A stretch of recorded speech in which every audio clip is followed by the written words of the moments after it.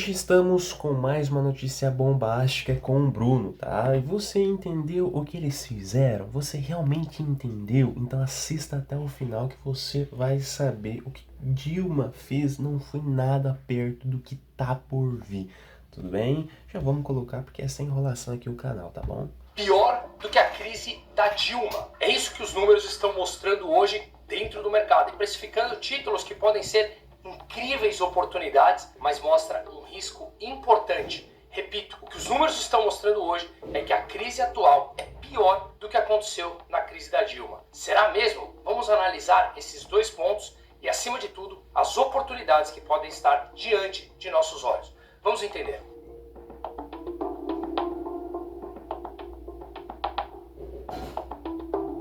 Excelente comentarista. Antes de tudo, nosso muito obrigado, em meu nome e de toda a equipe. Este canal, sendo o YouTube o principal, e os outros nossos já atingem entre 3 e 4 milhões de pessoas por mês. Porém, metade das pessoas que assistem de forma recorrente ainda não se inscreveram no canal. E vocês não têm ideia como isso é importante pra gente. O YouTube distribui ainda mais esse conteúdo. Exatamente, moçada. Então vocês têm que inscrever no nosso canal, tá? Mesmo você inscrevendo, o YouTube, ele tem um problema de tirar a inscrição, né? Muitas pessoas comentam, poxa, Samuel, eu estava inscrito no seu canal, mas agora não tô mais. Então inscreva-se, tá? Ativa o sino, comente aqui nos comentários, que é muito importante também, porque ajuda o YouTube a entender que é um conteúdo de valor, começa a distribuir a verdade para mais pessoas, tudo bem?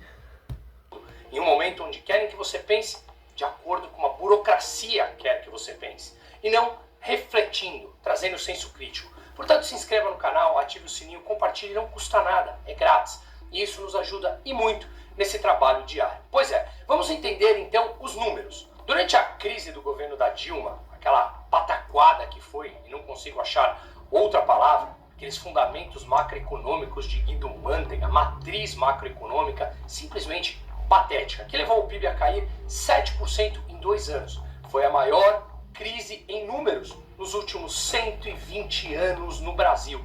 Simplesmente impressionante. A dívida PIB veio crescendo já a partir do governo, especialmente a partir do governo Lula 2, com todo aquele monte de corrupção e tudo que foi gerado de superávit no Lula 1 por conta do boom de commodities. Infelizmente, não investimos naquilo que é produtividade de longo prazo. Grande parte foi para manter uma mentalidade antiquada marxista dos governos de Lula e toda a corrupção que já foi descoberta.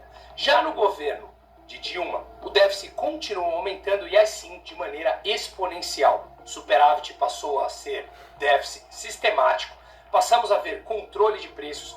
A Petrobras, que era a 7ª maior empresa do mundo em 2010, passou a ser a empresa mais endividada do mundo. Tem noção disso?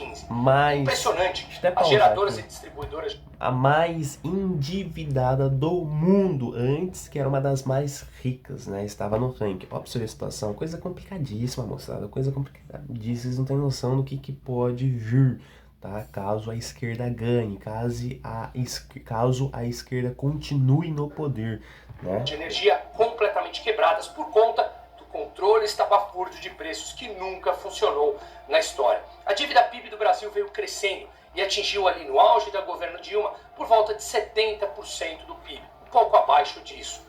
Como eu falei, o PIB caiu 7% em 2 anos e todo o controle de preços. Isso levou, inclusive, o impeachment dela, uma vez que ela teve que maquiar contas e fez as pedaladas fiscais, algo que eu já falei em vários outros vídeos que esse governo está fazendo também. Mas as taxas que especialmente os títulos de renda fixa e, claramente, na Bolsa de Valores as ações mostram como oportunidade, estão piores hoje, focando em renda fixa, do que estavam ali no auge do governo da Dilma. Claro que falando aqui em valores nominais e taxas de juros reais. Vamos entender aqui, eu estou olhando para o lado porque eu estou com todos esses números que eu vou compartilhar com vocês na tela.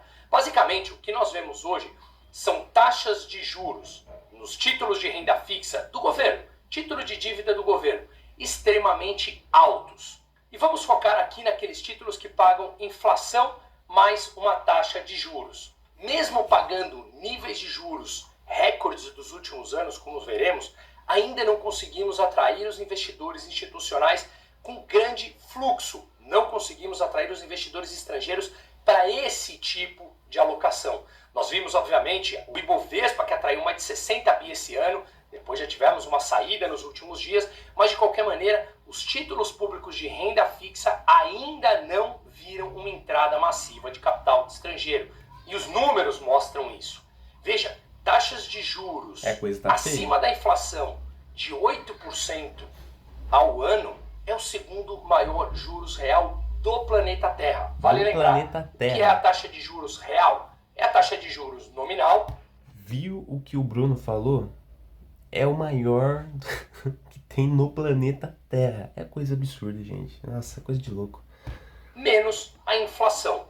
Só que esses títulos têm uma particularidade. Se você carrega até o vencimento, você tem um rendimento lá no final que você contratou no início.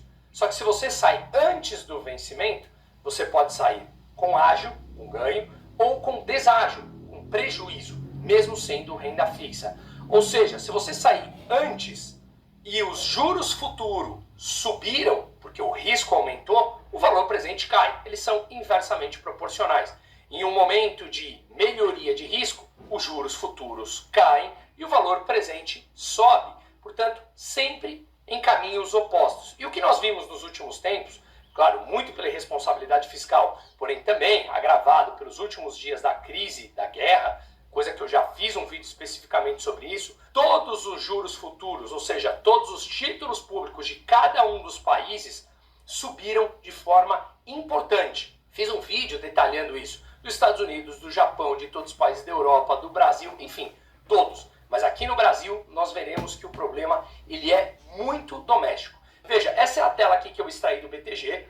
Nós utilizamos na Portfel os mais variados bancos, a escolha do cliente. O que eu particularmente mantenho as minhas alocações é o BTG, uma opção pessoal. Pois é, essa é a tela aqui do BTG. Inclusive eu vou deixar o QR Code na tela para falar com a minha equipe e comigo diretamente a respeito dos investimentos. O que nós vemos aqui na tela são os títulos públicos, ou seja, quem empresta dinheiro para o governo para ter um retorno naqueles títulos chamados NTN-B, Nota do Tesouro Nacional Série B, ou seja, ele te paga uma taxa de juros mais a inflação. Inflação mais 8, por exemplo. Não importa quanto seja a inflação ao longo do período, ele vai te pagar essa inflação mais 8% de juros ao ano.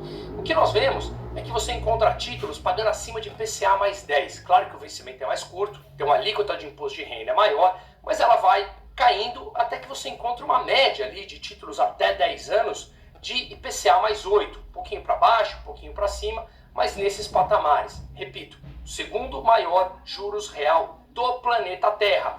E só paga a taxa de juros maior porque o risco é maior. E por que o risco é maior? Basicamente pelo risco fiscal.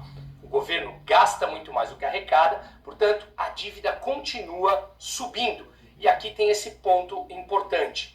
A composição da dívida pública brasileira, 48%, é dívida atrelada à Selic. E a Selic é a taxa de juros básica da economia. Se a taxa de juros sobe ou mantém alta como está, significa que o estoque dessa dívida, ou melhor, quase 50% do estoque dessa dívida que é corrigida pela Selic, também sobe, o que transforma a dívida total do Brasil, que ultrapassou 10 trilhões de reais, em algo que não para de crescer. E por que a taxa de juros é alta, a Selic? Porque o governo gasta mais do que arrecada. Consequentemente, o Banco Central precisa manter a taxa de juros alta para frear o consumo, senão a inflação simplesmente explode. O governo pisa no acelerador e o Banco Central precisa puxar o freio de mão. E nós vivemos nesse eterno limbo que é o Brasil. Nunca para. Populista, gastando mais do que arrecada, onde deveria gerar superávit, ou seja, gastar menos do que arrecada, que é o programa do Milei, que é o programa de todo e qualquer governante responsável. São poucos, mas de qualquer maneira é importante você passar essa mensagem de que você vai gastar menos do que arrecada, vai ter sobra e, portanto, você tem condições de honrar as suas dívidas.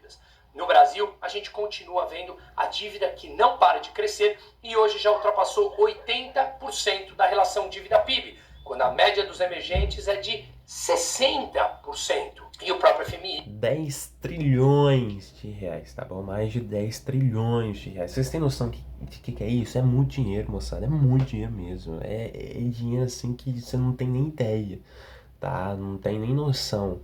Beleza? E já falou que antes de 2030 o Brasil atingirá 100% da sua dívida. Portanto, Portanto, você é mais arriscado quando você emite dívida e você precisa emitir, uma vez que você gasta mais do que arrecada. Portanto, alguém precisa te emprestar dinheiro para você fechar essas contas. Quando você é mais arriscado, a taxa de juros que os investidores exigem para te emprestar dinheiro é cada vez maior. Dessa forma, vocês leram a exaustão que um fluxo importante de capital de estrangeiro entrou no Brasil nesse ano.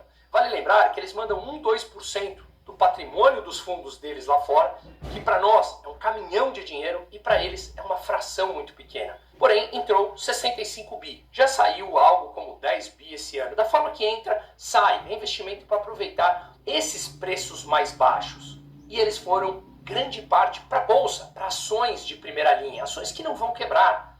Petro, Vale, Itaú, Bradesco, Banco do Brasil, enfim, ações de primeira linha. Esse fluxo entrou, puxou a Bolsa para quase 200 mil pontos. Agora já recuou, nesse momento que eu estou gravando, sexta-feira agora, 1h30 da tarde, está em 170 mil pontos. Então um recuo importante de quando bateu 200 mil pontos há um mês atrás mais ou menos. E foi justamente quando os gringos começaram a colocar o lucro no bolso dessa alta expressiva que teve. O dólar também saiu de 6,30 naquele patético começo do ano de 2025, quando a Haddad veio a público e fez o anúncio do IR, mas subindo impostos na outra ponta. O dólar foi a 6,30, voltou para casa dos 4,90 e agora nesse momento trabalhando a 5,17. Mas as NTNBs, os títulos públicos atrelados à inflação, como eu expliquei, eles vêm se mantendo nessas taxas entre 7,5% e 8% de juros reais, ou seja, 7,5% e 8% acima da inflação. Nesse período todo que estamos falando, desde o final de 2024, em nenhum momento eles foram negociados abaixo de inflação mais 7. E aqui tem um ponto importante, presta atenção nisso aqui que é importante. Existe algo que é chamado de inflação implícita. A inflação implícita é algo mais técnico. É quando você pega os juros futuros num determinado vencimento, ou seja, quanto que o mercado está precificando que os juros vai estar, por exemplo, em 2035. Você pega o mesmo título público NTNB em vencimento em 2035 e pega a diferença. Vocês têm noção disso? É muita informação, é muita informação. É coisa de louco. E subtrai os juros real dessa NTNB. A diferença é a inflação implícita. Quando nós pegamos o gráfico agora dessa inflação implícita, ele não para de crescer, ou seja, o mercado está projetando uma inflação maior nos próximos anos. Veja esse primeiro gráfico agora aqui, que você tem a inflação implícita de 3 anos, a inflação implícita de 5 anos e a inflação implícita de 10 anos. Esse pico que vocês estão vendo aqui foi justamente na eleição do Lula, depois ela caiu, voltou a subir ali em janeiro de 2025, quando o dólar bateu 6,30 e agora subindo novamente com um risco fiscal importantíssimo. Ou seja, a inflação implícita para daqui 5 anos está em 5,7, para daqui 10 anos 6,2, quando a meta do Banco Central é de 3. Com margem de erro de 1,5 ponto percentual até 4,5, ou seja, já fugiu da meta e o mercado tem medo que o governo tenha que alterar a meta de inflação. É aquele típica coisa petista. Ao invés de ir atrás da meta, vamos alterar a meta para que se torne cada vez mais fácil você atingir uma... Exatamente. Então, moçada, tá cada vez mais difícil, tá bom? Tudo de bom, tchau, tchau.